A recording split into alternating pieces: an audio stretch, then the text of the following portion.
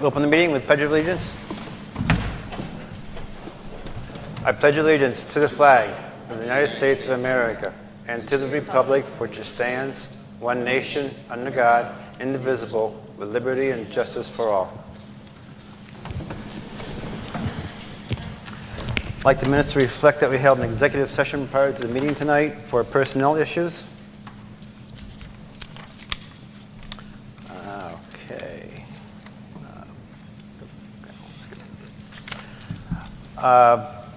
Any comments on agenda items? Any comments on agenda items? Okay. Item 4, approval of minutes. Motion approved. Second. A motion and a second. Any discussion? Roll call, please. Mrs. Bennett? Yes. Mrs. Gregory? Yes. Mr. Perry? Yes. Dr. Cabola? Yes. Mr. Whiteman? Yes. Mrs. Arnold? Yes. Mr. Farr? Yes. Business and finance reports, 1 through 6. Motion approved 1 through 6. Second. A motion and a second. Any discussion? Roll call, please. Mrs. Gregory? Yes. Mr. Perry? Yes. Dr. Cabola? Yes. Mr. Whiteman? No. Mrs. Bennett? Yes. Mrs. Arnold? Yes. Mr. Farr? Yes. Superintendent's report. I'd like a motion to approve items 1 through 6 and number 8 in the regular agenda, and item number 1 on the supplemental agenda. We'll come back and visit item 7. Motion approved. Second. We have a motion and a second. Any discussion? I want to just make a comment about Mr. Grabowski, and I want to thank him for spending time being the track coach and the junior high coach in football. Much appreciated. He's a good friend and a good person. Thank you. Anybody else? Roll call, please. Mr. Perry? Yes. Dr. Cabola? Yes. Mr. Whiteman? This was 1 through 8 under regular? 1 through 6, 8, and number 1 on the okay, so we're supplemental. skipping 7. Yes. Mrs. Bennett? Yes. Mrs. Gregory? Yes. Mrs. Arnold? Yes. Mr. Farr? Yes. I'd like a motion to approve item number 7 in the regular agenda under the superintendent's report. Motion approved. Second.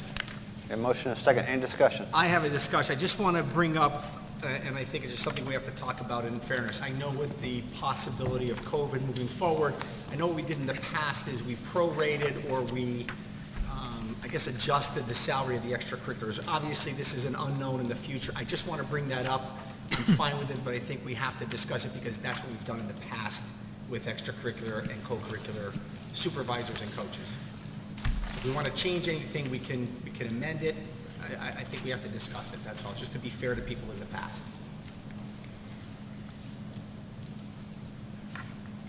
Okay. Do you want to? Want a motion to table? No. No. Do you want to revise the motion?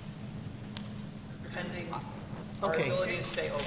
I'm fine with, I want to be fair to what we did in the past, and I think that has come up. So I'm going to revise it that pending any closures of programs in COVID, we approve the positions and we prorate Correct. anything in the future as necessary.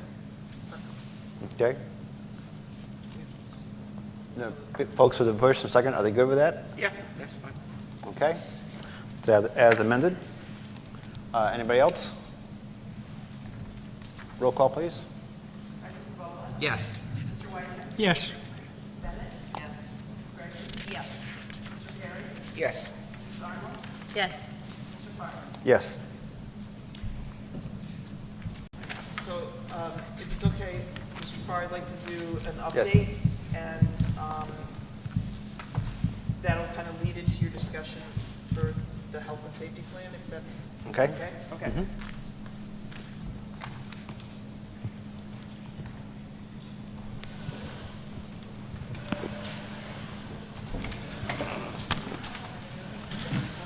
So I did an update, just trying to kind of regroup. It feels like we haven't had a board meeting in a while, and I just wanted to make sure that I informed everybody of what's been coming across my desk.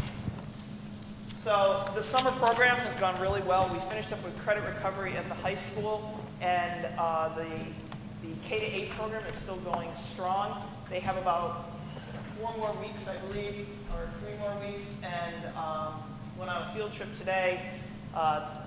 Kids are having a lot of fun. I really, my hat's off to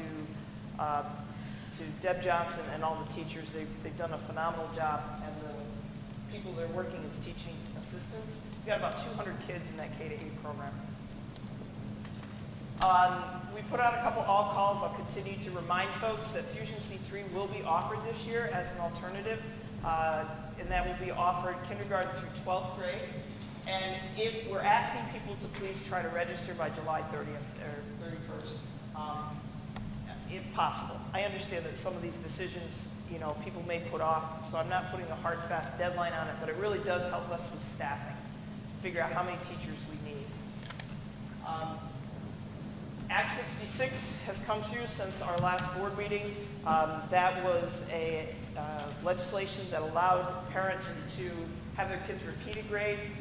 We put out information on our website. It was a really quick turnaround, came across the governor's desk and onto mine. But we have had some folks take advantage of that. And Act 13 is something that we're preparing because that's going to change the way that we do teacher evaluations. So more to come on that. But Mary Jean and Mary have been working on rolling that training out to our principals, and that's going to be a pretty big lift. There have been some changes to the Sunshine Law to go into effect in August, and what we're trying to do here is avoid having any kind of supplemental agenda. So the suggestion was made by Holly, and I think it's a good one, that what we're going to publish in the paper, we're going to call a preliminary agenda. And then we will update the website with the final agenda on Wednesday. So it'll be 24 hours before the meeting, and that should prevent us from having to put anything on a supplemental. You know, I can confidently say we've never tried to like dodge and put stuff on a supplemental. It's just that this is a really busy district and there's a lot going on, and so stuff comes up and we want to get it taken care of. But supplemental agendas are going away. So in the future, it will be preliminary, published in the paper, final, published 24 hours ahead of time on our website. Okay? The 24 hours, there's no way to stretch that out. 24 hours is just as, there's no time to prepare if you were to have concerns, whatever, to talk in advance. There's no way to get before 24 hours. That's up to the board, whatever they come Well, that's what the act is requiring. We don't usually have many changes from what we put in the paper. Like, it's usually not really consequential.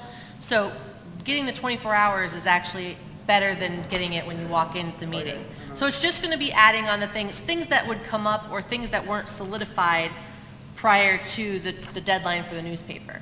So, yeah. I have submitted the FIDS application. That's that flexible instructional day that we can use instead of snow days. We're allowed to apply for that, and we're still working on getting that approved, but we have applied for it, and the 180-day waiver will be sent in after Mr. Farr. It was approved at the last meeting. He will sign it, and I will submit it prior to June 30th. Could you elaborate on that more? I don't understand what that means. So what that is a 180-day waiver.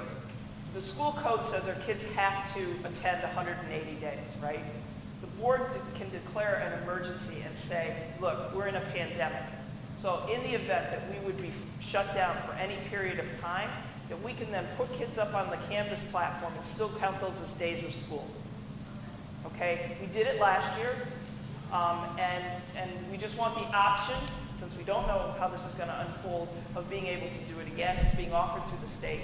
It's just a waiver for this year. I don't expect, you know, that it's going to be a yearly thing. I just expect it's going to be this year. Okay? On July 15th, I got this information from the Pennsylvania Department of Education. I don't know a lot about it right now. Information is supposed to be forthcoming. But there is a federal grant that is going to allow school districts, if they wish, voluntarily, to have a testing program for COVID. Now, I don't know that that's anything that this community or this board is interested in. However, it is being offered, and I don't know anything more about it at this point.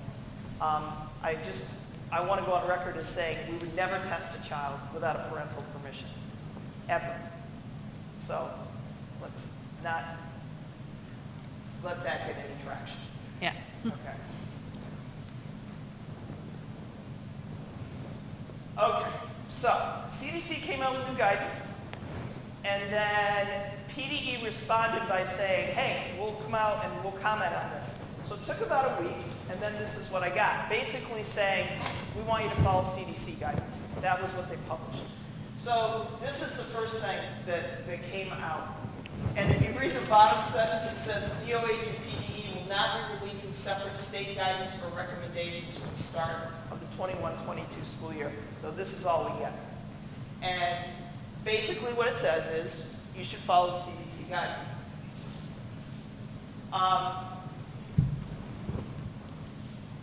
So the things that I don't expect everybody to just read this. It's on their website. And basically, CDC is saying, you know, you've got to layer prevention strategies, and Department of Health and PDE is saying, yes, you should layer prevention strategies, but in their response to the federal government, they're basically saying these are local decisions. These are local decisions. Every school district is different. And so the whole idea behind CDC guidelines is they want to keep kids in school, continuity of education. And so they're saying, you know, you really should have some strategies to mitigate against it, and masking is one of those strategies. There is no appetite on this board and no appetite in this administration to ask kids if they've been vaccinated or to provide proof. But they did provide guidance for those districts that are going to do that, and basically said, look, if you're going to do that, then you have to follow the protocol set aside for like a polio vaccine or a measles vaccine, whatever. We're not, nobody here on this board is interested in right now. Face coverings and masks. Those who are not fully vaccinated, the CDC is recommending that they wear masks inside. This board does not have to agree with that. They may consider universal masking, which is what the American Academy of Pediatrics recommends, but they don't have to. In general, people do not wear masks when they're outside. Now, this one right here, you guys, has not changed. If I can find the thing on this one. Wearing masks on public transportation, regardless of the school mask policy, masks are required to be worn by passengers and drivers on school buses. We looked it up tonight. That ends September 19th. Unless 13th. something else replaces it. 13th. 13th. 13th. So, but right now, that's what I've got. And that one is a federal mandate. The other ones are not. That first one up there, it's not finished because it says where social distancing of 3 feet can't be accomplished. That's just, it's not finished. The CDC guideline mask recommends indoor mask use, Well, but it's not finished. this is right from the PE website, George. I'm not debating you. No, so is if you can't accomplish 3 Right. feet, Right. minimum distance of 3 feet for 15 minutes. Heather, just to be clear, we're not going to require masks, just so. We're not requiring We're masks. not, we're going to be, you don't have to worry. Yeah, we'll be good. Okay. Talking about contact tracing, isolation, and quarantine. Basically, they're saying, you know, they're changing their definition for contact tracing. If you're at least 3 feet apart and you're wearing masks, that's just.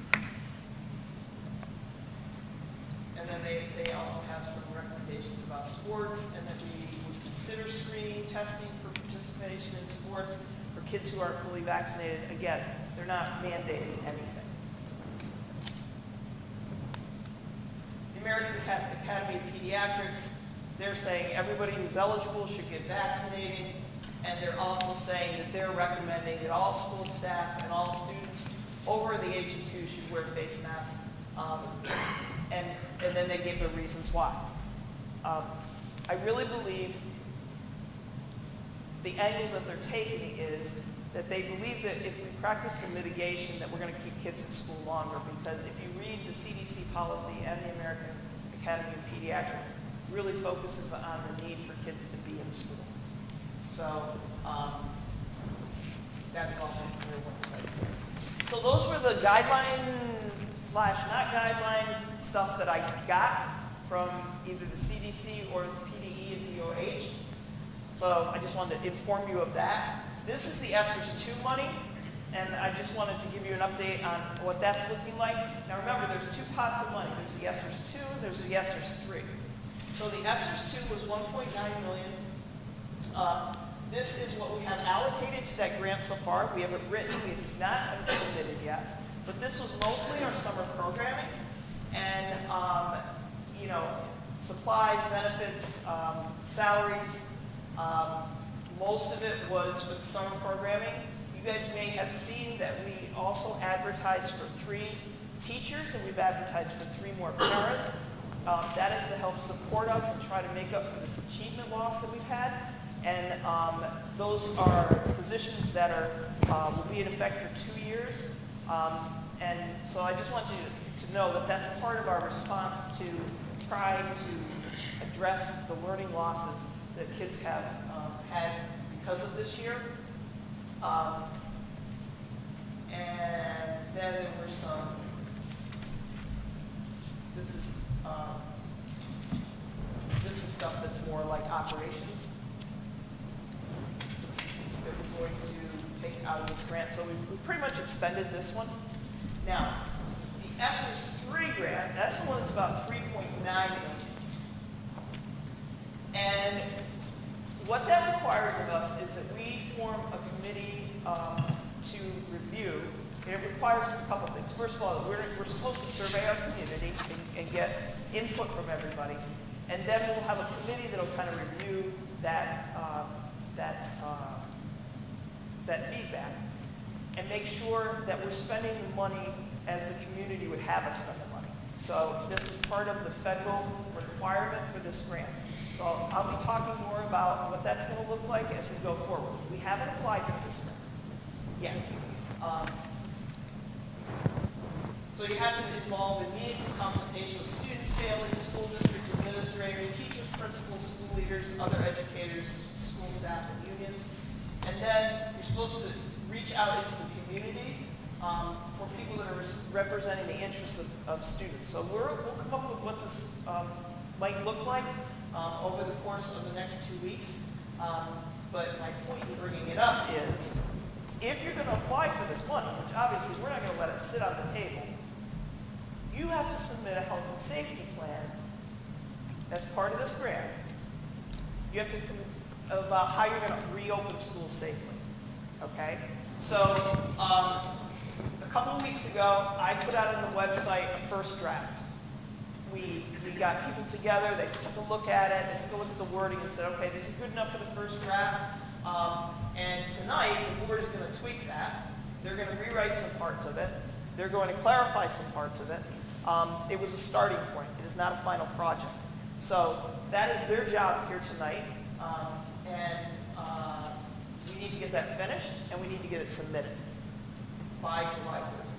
And then it makes us eligible to apply for these $3.9 million. Does that make sense? Sort of. It's kind of funny. I guess we have to have a health and safety plan to move forward. Yes. They want us to follow the CDC guidelines, but tonight I heard that we're probably not going to do the mask, right? We're not going to do vaccinated, unvaccinated.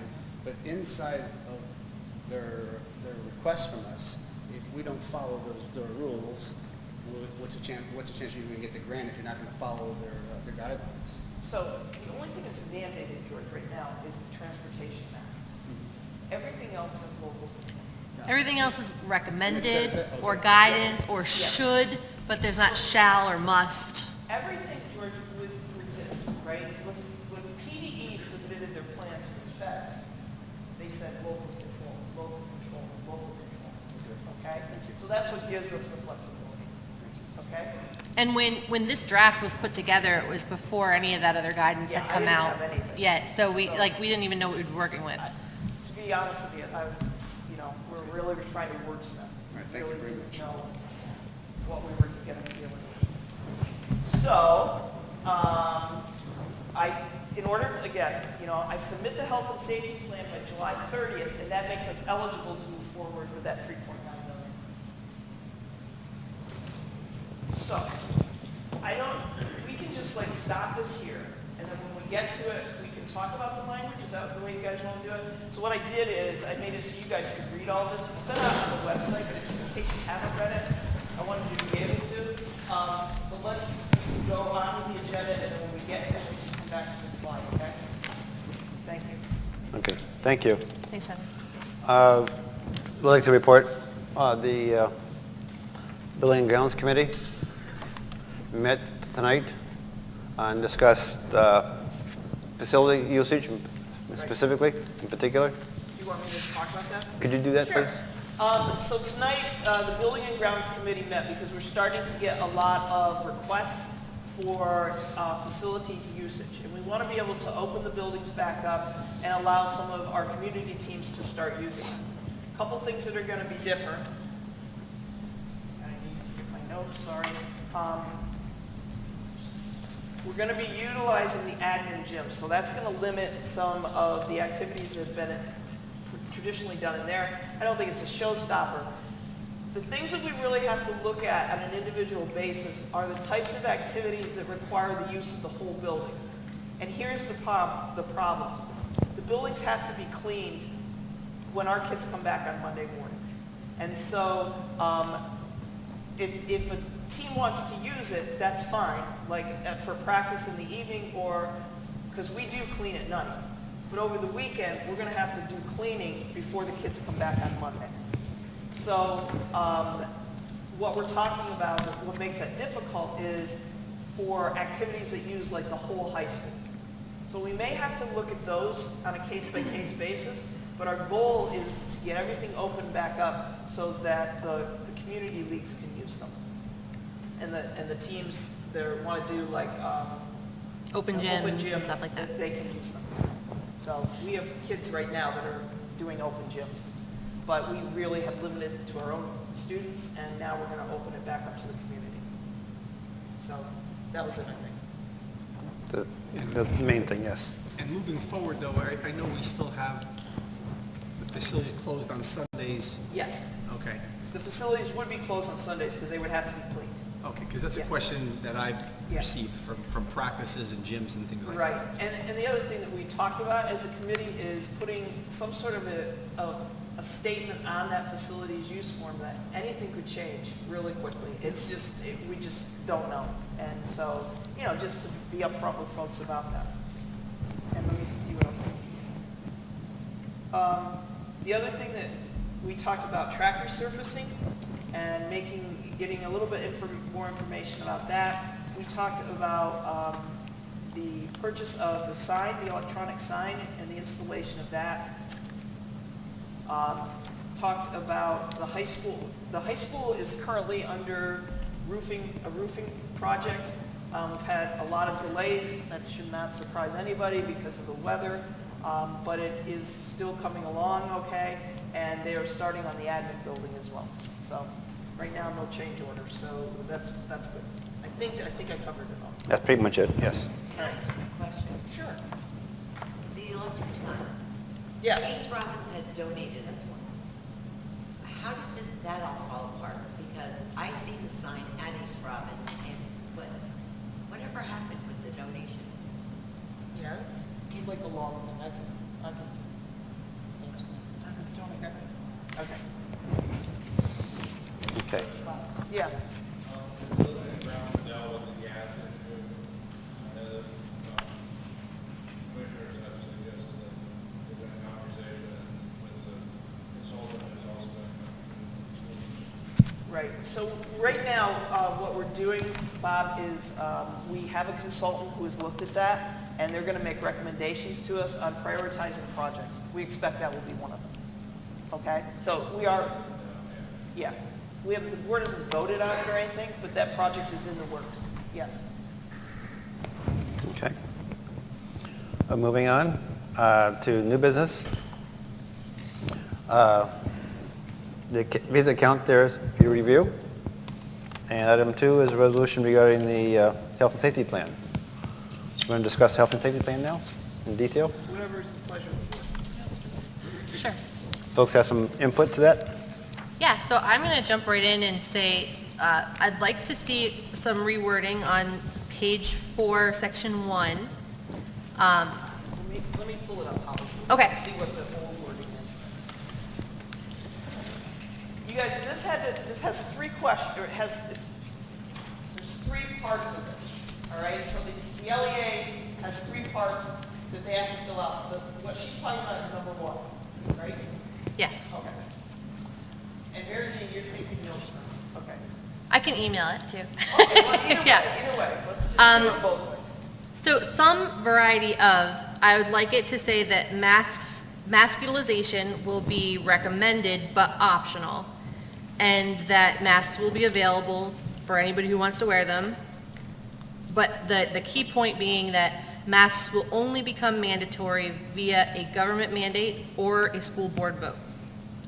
So I know this had to be worded somewhat vaguely when it was initially written because we didn't have the guidance. We didn't know if there were going to be mandates. We didn't know what degree of flexibility we would have on that. So however we want to word it, to say recommended, not required, we will provide masks for anybody that wants to wear them.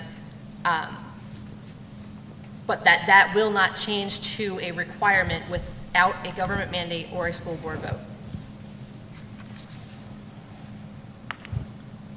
Anyone have any comments on that? The board?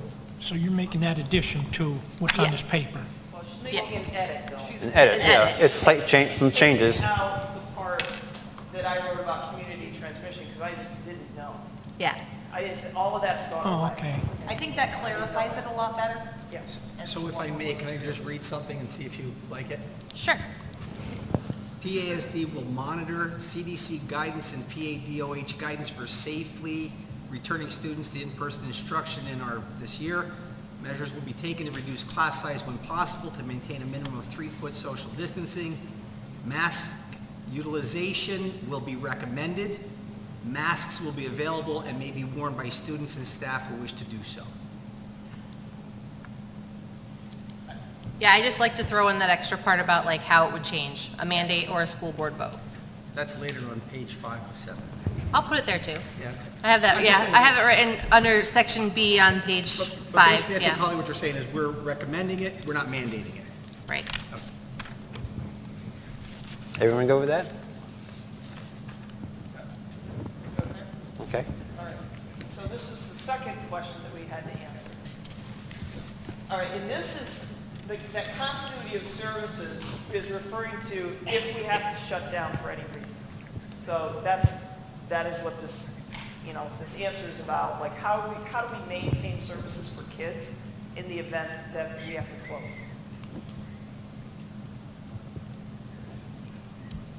So we have the nurses, we have the staff, and we're going to continue to offer the food services. Is there any issue with that? Any input? No? We did that last year. Right. Yeah. Okay. This is no different than how we handled it last year. Okay. Okay? Yep. So then, the third question, you guys, came in the form of like a chart. So you had to like fill it in for, the masking,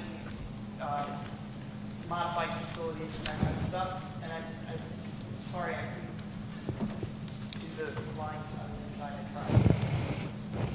So, how do you want to? The only change I had was to reflect the changes that we made the first part about masks. So, if Bill already has something else written up. I want to get rid of the community transmission because that doesn't exist anymore. Yeah. What Hallie did for the first one, that exact wording. Okay, we can do that. We can just put in that word. All right. The district, to the greatest extent possible, the district will limit classroom size to 20 students to allow for 3 to 4 feet of distancing. TASD is prepared to make additional space available if the level of community transmission and identified cases in specific buildings calls for such measures. That seems reasonable. Okay. All right.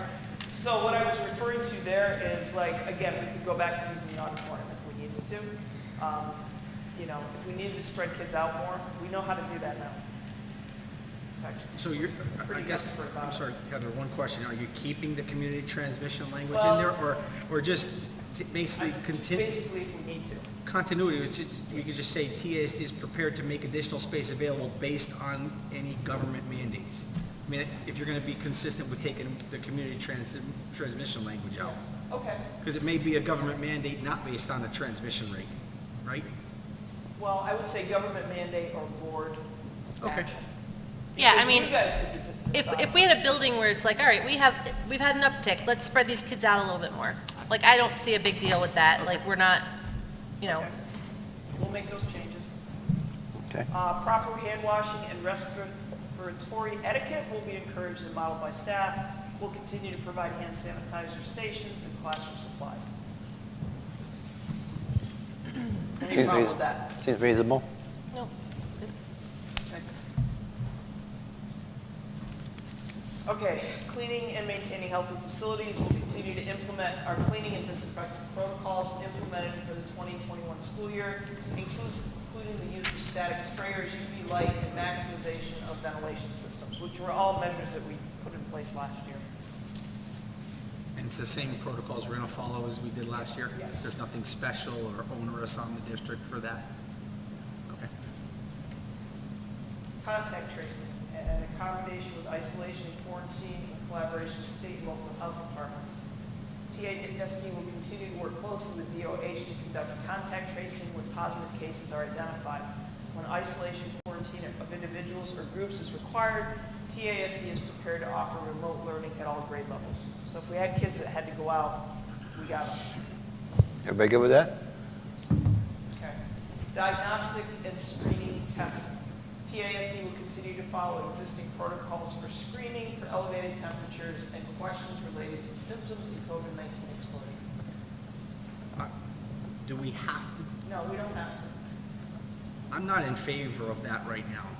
And that's, I'm not sure that that gets us anywhere right now. What about the temperature screenings? No. I'm just, I'm You bringing know, up, when I checked with folks, Bill, and just for your information, it's not a labor intensive, okay.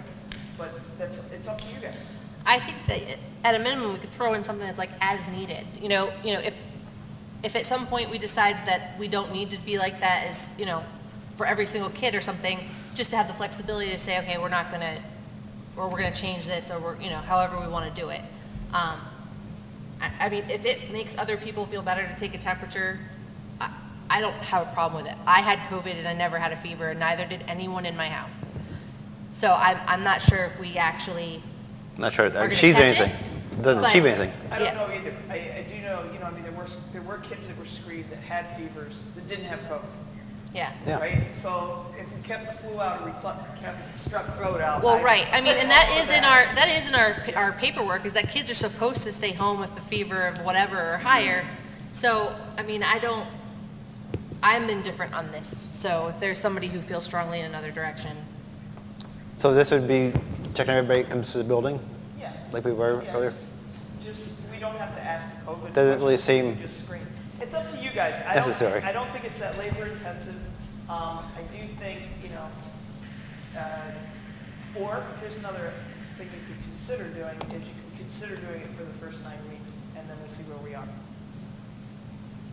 That's up to you. Once it's a protocol, you have to do it, so it's, we can put a time frame on it. I don't think it's necessary, because we can change anything on a dime. Yeah, we can. And I think that's what the public has to know. We're trying to make a decision now based on right now, and things can change. And I believe this board and this administration have met within, 24 hours or 48 hours, and we've changed our protocols, and that is a possibility. Do you consider adding the wording, as decided as approved by the board or by Department of Health? Would you add after this part that you would only do those screening for the temperatures as we foresee the board were concerned about numbers and things like that, or will we be And even the people, That's all right. I mean, I think anything of here can change at any time. We're just trying to put something together to get this application out and to communicate to the community that we're not mandating any masks. The question is what do we need to put on this application? And obviously maintain as much safety as possible, but, Right, I agree with all of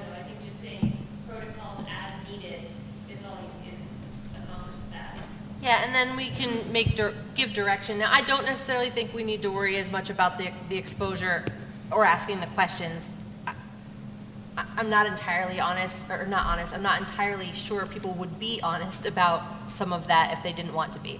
So, but a We'll get temperature. rid of that last phrase, and we'll say, we'll follow existing protocols. Can I say something? Yeah, My whole problem with that is the kids are gonna be sent home, and I get when they have a temperature, they should be sent home. However, when they can't come back without either a negative test or a visit from a doctor. So, does that go away with this? that needs That's a to good go question. away, because that is, I would think that 4 that's gone times away. last year, I paid $30 to take a kid to a doctor So because they got booted. I don't think that that exists anymore, Lori. Okay, just so that's clear. Yeah, I was gonna say, my kid's been coughing from allergies for like 2 Symptom- weeks. Just like, Free for 24 yeah, hours. Yeah, because that caused or even just temperature free. more grief on parents that were struggling That's a good with point. these co-pays. That's a good point. I mean, most people, if they're running a temperature, there's a reason. Yeah. You know, so I'm fine if we want to screen for temperatures and see how that's going. If a kid has a fever, they should go home. Because not only did we have less COVID, but we had less the flu, less of a lot of things last year. So, I'm not That's the only disagreeing reason with I that. want to keep it in, to be honest with you. Yeah. It's just, it's for other things. yeah. It's to keep everything. We already have the supplies to do I so. want kids in school every single day. Right, and it's not the temperature thing that is, it's. Yeah. You're Yeah. being demanded to pay that co-pay for throughout my own county, Yeah, but that's, and If a kid is sent home for a fever, they return when their fever is gone, just like it is supposed to function all along, that you, once you're fever-free for 24 hours, you come back to school. right, that's a good right. point. All right. So then do you need that, because you said that's already in our protocol before any of this happened? We don't screen for temperatures now unless a kid seems sick and we send them to the nurse. Like, well, not now, but like prior to COVID. So a kid could have a fever and just, you know, not have it get picked up on. So I'm not necessarily opposed to, you know, taking a temperature. I'm confused, so are you advocating for continuing daily temperature checks in the classroom or not? I'm confused on which side. I'm kind of indifferent. Like, I can see a value in it, but I'm not like married to the idea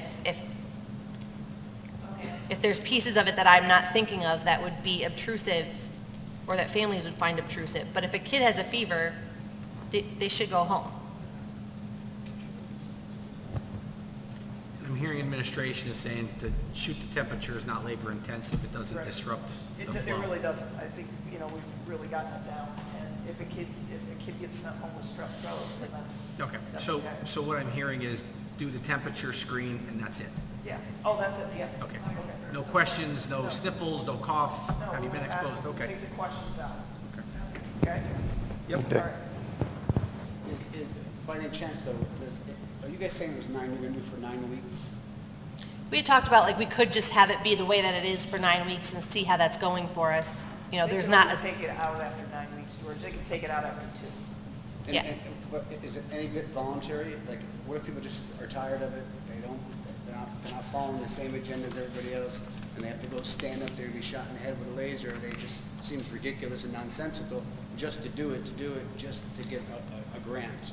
You know, so what's the consequences when people don't want to do it? They get sent home because you're not supposed to be able to remove people from facilities because. I would think that if a kid didn't want to be scanned and the parents were saying, no, we don't want the kid to be scanned, then that's where it ends. I personally, like, whatever. That was My Friday. kids have a fever, At some they point, it probably, gets nonsensical. It will Right. become, like, right now, the big problem was the mask, and I'm grateful where we're at. But soon, that will become the next nonsensical item that we'll have to start working on. So I'm here to start working on it now. When it's time to say, we're done getting shot in the head with lasers, just to keep playing the game, to get money, to get things. You know, at some point, let's not do nonsensical things to get money from the government. yeah, no, it has nothing to do with the money for me. I just honestly think that a lot of kids come to school really sick. No, I hear you. And if this is a way to screen that out prior to So long COVID, as people can have the right to opt out of that with no penalty of being sent home over the matter, that should No. be in there too, because that will be a nonsensical item one day, and it'll be a hot topic. It will get hotter, when they want that to get away. Because sooner or later, we've got to keep cutting all these little webs, and you're all doing a good job cutting the webs. You have cut a ton of safety webs here that got put in place, maybe nonsensically, and you're doing a good job. But one day that will be there. So to actually put that wording in now to prepare us, people get used to people not wanting to get shot with a laser every day over a temperature.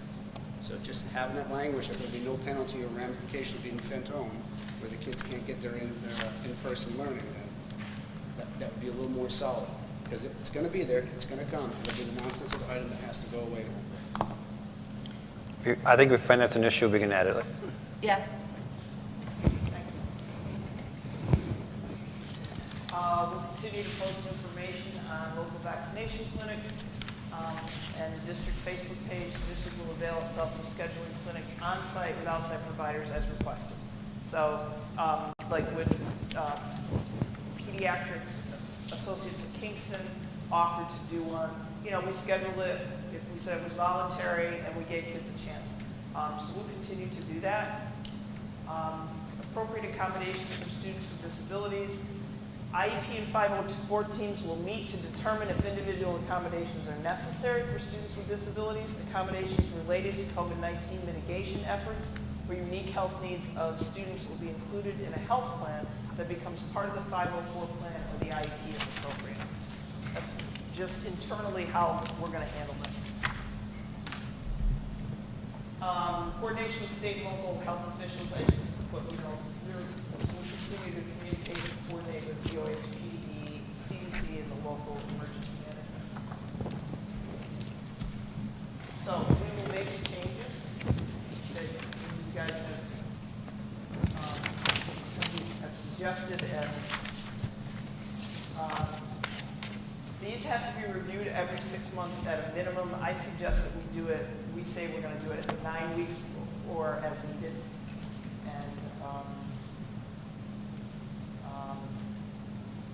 it's just about those revisions. I think it's worthwhile to mention that at this time, there's not a new chart. Like, you know, we went by this chart of community spread and community transmission of if there's this many cases in one building, then that building has to close for 3 days and stuff like that. There is no chart that exists at this time for any of that. So we aren't going by, we have a lot more local control. That is the big thing they keep saying, local control. So the goal is to keep the kids in school. There's not an appetite on the board, like I said, short of something significant happening as far as transmission goes, or a government mandate to have these kids in masks all day, whether they're vaccinated or not. There could be something that comes out.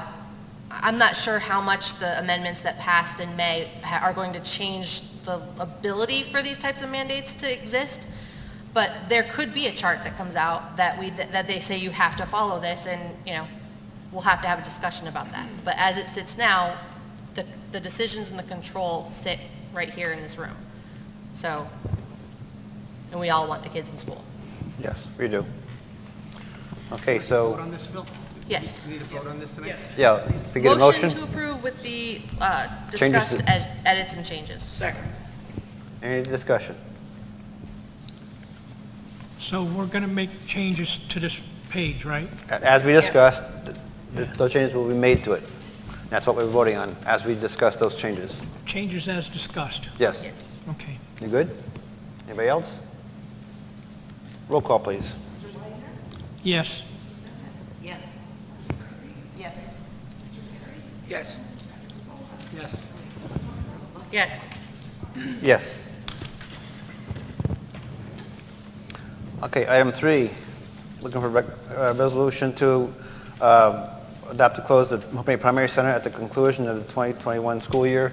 This will be closed for regular classes with the Yeah, district. it's closed for our kids. Hands will still be using it, Head Start, early intervention, yeah. Yep. But we will not have a class. Second. We have a motion and a second. Any discussion? But it will be available if something should.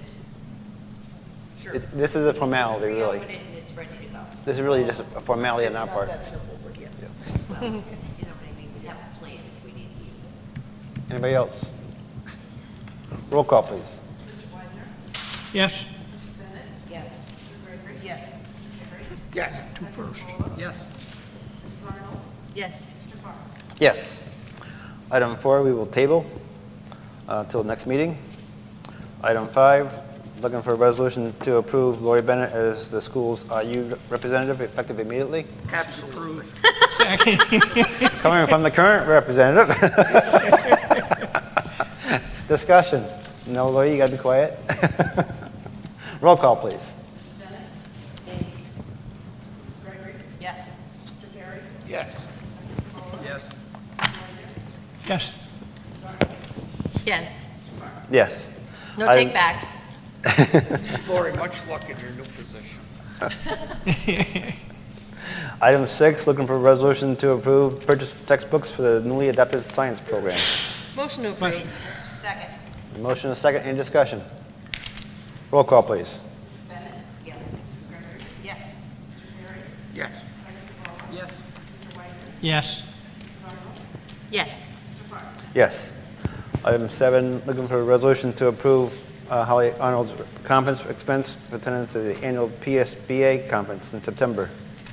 Motion to approve. Second. Discussion? Roll call. Yes. Yes. Yes. Yes. Abstain. Yes. Item 8, looking to approve acceptance of a GM vehicle from Northampton Community College. Motion approved. Second. Discussion? Roll call. Yes. Yes. Yes. Yes. Yes. Yes. Yes. I just want to say that Mr. Snover is going to drive his own vehicle to pick this up from the Northampton College, and we have done really well with our automotive program and competitions run by GM, and so this is really exciting, and I'm glad we're going to have this opportunity to keep going, and I thank Mr. Snover for volunteering his time and resources to make this happen. He's taking someone with him? I mean, I didn't Driving ask one him. down, you got to bring 2 back, right? No, he's taking a car transporter. He's got a trailer to Oh, bring okay. it back, so. Cool. Okay. Items 9 and 10 are for applications for payments for the roofing. You can do them both together? You do them together? I thought we would, unless someone has a concern. Motion to approve. Second. Discussion? Roll call? Yes. Yes. Yes. Yes. Yes. Yes. Items 11, 12, and 13 are for contracted professional services with the IU, school psychologist, and Dr. Murray. Motion approved 11, 12, and 13. Second. Discussion? I have something to say. Yes. Number 12, for the last few years, we have been contracting out for school psychologists. I just think it's time that we start looking at, for next year, that we bring somebody on part-time or something instead of continually contracting the service out. Okay. Sure, administration will look at that and see what's feasible for us. Anybody else? Roll call, please. Yes. Yes. Yes. Yes. Yes. Yes. Item 14, looking at approving nursing services for the school year, coming school year. Motion to Motion to- approve. Second. Discussion? Roll call? Yes. Yes. Yes. Yes. Yes. Yes. Okay. Any comments? Any public comments? Bless you, whoever that was. Yep, I got some comments. So I appreciate you guys working on, cutting that web, the safety web that we probably needed. No one knew what to do, so we overprotect it, and you guys are cutting that web nice. Some of the things that I found through the course of the year is probably transparency was a little bit of an issue with me on some issues. So I'm going to be making a lot of FOIA requests coming up. I understand how they work thoroughly. There's a small group that's going to help me digest what I'm requesting. We might have a reprieve now, and you all are acting well under the reprieve from the COVID-19 and the crisis that comes with it. But then potentially, before you know it, depending on the virus or whether it's expedient to ramp it back up because we need more money or something. I want to make sure that the transparency stays high, because I was refused a simple name here at the school board, which I had 15 minutes later at the school board from somebody else.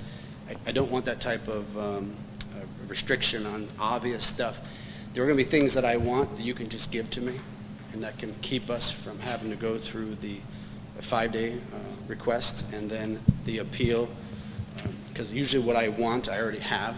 I want to get it from you, showing transparency, basically double checking everybody's work. Make sure everybody knows, because I believe there's some school board members who don't know and understand the actual procedure, who's in charge, how this works, and what's available for us, to be reviewed and stuff, to help you make a decision too. You're representing us, so we could probably help you guys by rallying around you guys. So tonight I'm going to be making a few FOIA requests, and I look forward to getting them without a struggle. But if there needs to be a struggle because you feel like you don't have to, then I'll just petition it through the Office of Open Records.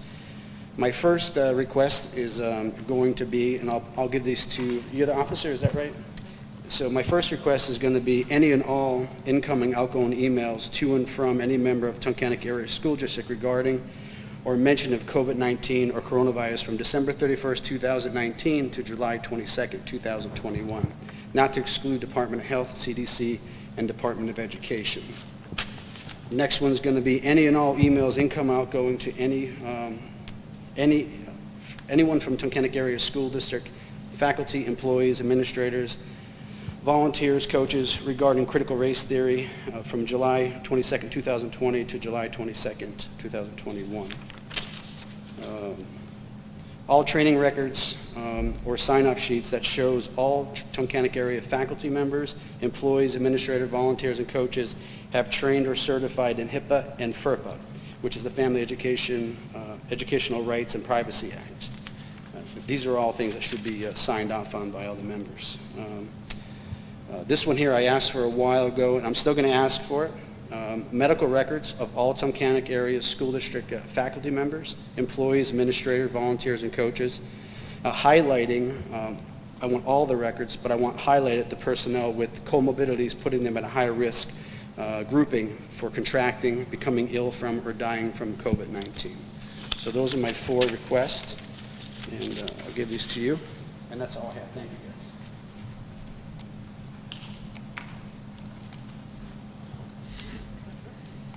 We had talked about mentioning this earlier, and I forgot about it. So I have been asked by several people about critical race theory, whether we're teaching it at the school. I can definitively tell you it is not part of our curriculum in any way, shape, or form, and that if a parent had a concern about a specific teacher or a specific topic that was covered, that, follow up with the building principal, follow that chain of command up, eventually getting to the board, and we would look into it. But that is not a part of our curriculum, and it's not a subject that is being encouraged by anybody in administration, or on the board. So there isn't, I understand the concern, I understand that it's a nationwide concern. There is nothing organized about teaching anything like that at Tunkhannock. Thank you for saying that. I appreciate that. I just had a couple quick questions. Your name, please? Oh, Teresa Pasolka. I have a soon-to-be 7th grader and a future 8th grader. So just so I'm understanding correctly at this point, your plan is 5 days a week, in-person classes as normal, cafeteria as normal. Excellent. What is your plan regarding the Chromebooks with the curriculum? Because right now, honestly, I never want to see them in my house again, but understandably, you have to make some kind of backup plan. So is it one thing where you hand them out at the beginning of the year and we can keep them on a shelf just in case we need it?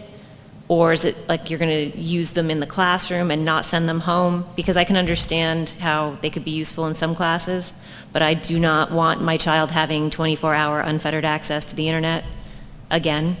And I don't think there's a reason for them to do most of their assignments at home, like math, reading, English. They don't need a Chromebook. So I was just kind of wondering if you had a plan regarding those this year.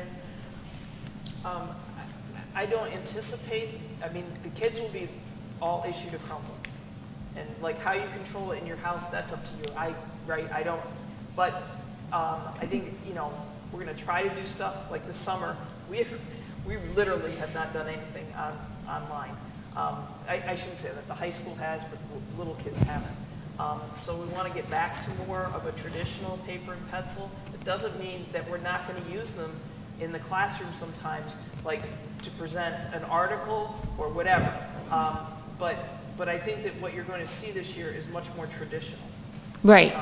That's what I'm trying to get at. Like, I can understand if they send them home, like, they has to bring it home for a couple days because he's working on a project. Yeah. But I don't want them in the house, always on them for an assignment. I mean, the expectation is that the child is going to be carrying it back and forth. But again, you know, take it away from them when they get home. Well, but that's what I mean. That was kind of the whole problem with this, though. Like, I don't know what assignments they're doing, and unless I sit on top of them. And I don't want to have to sit on top of them. And I know it's tempting when you have a computer in front of you. As an adult at work, we get bored. We Google. It happens. But when you have a 12 and a 13-year-old, I can't sit on both of them all day. And so, like I said, I understand if they're in the classroom and they're doing a project in class and they have to continue and finish it at home in that day. I don't know if I necessarily see why they have to take it back and forth if they're just using it in class. You understand what I'm saying? I do understand what you're saying, and that is their choice if they don't want to bring They can home. leave it in their classroom and then just, okay. But, well, they can leave it at school, okay? Right. But I'm saying, like, if they need it at home, they're going to bring it home. Right. Yeah. Like I said, though, but is it going to be like our curriculum's built where he's going to have to come home every day and log on and do homework again at home? I do not expect that, no. Okay, thank you. And one other suggestion, I get lots of alerts on the all-call system, many of which don't apply to me, but I understand they go to everybody. Could you start sending them out the day before the school board meeting so people are also reminded that a school board meeting is the next day? Because I would find that helpful. If I hadn't seen Holly's post on Facebook, I wouldn't have known the date switched. And so that would just help keep it fresh. You did make an all-call that said the date switch. I did not get that one. And so I could put out a school board call on Wednesday? Has it been a regular thing, though? Because I haven't gotten one before. Like, have you done? No. I'm saying, when we changed the school. Oh, that was board, the only time? Right. That was a one-time thing. Okay, But I can send out a call on Wednesdays. that would be much appreciated. I don't want any more calls. I agree. I get the chop thing, I get. So do I. So do Yeah, I. I do But if I'm too. going to get one, I want one at least that applies to me. So, That's. I mean, to advertise, it's on the school website, Just, it's in the paper. it's always going off. It's you guys' decision. I understand. I feel the same way. The produce market doesn't apply to me, but at the same time, this is one thing that I would like to be reminded of. Bob And I puts it in think the you paper might every see, week. I think you might see more parents here if that. Bob has it in the paper every week to the school board meeting, so. I don't always get the paper, though. I don't have it delivered, Well, that's. if I remember. It's on the website, too. I did, and I checked the website, and like I said, this last time it changed because I made a point of checking, and it said July 15th, and if I hadn't seen hers, unfortunately, I missed the all-call. It's just a suggestion. Like I'm saying, you have a dozen parents here, and I know it's summer and people have vacations, but also a lot of people don't read the paper anymore or don't check the website. They check their phone. Just that point. Thank you.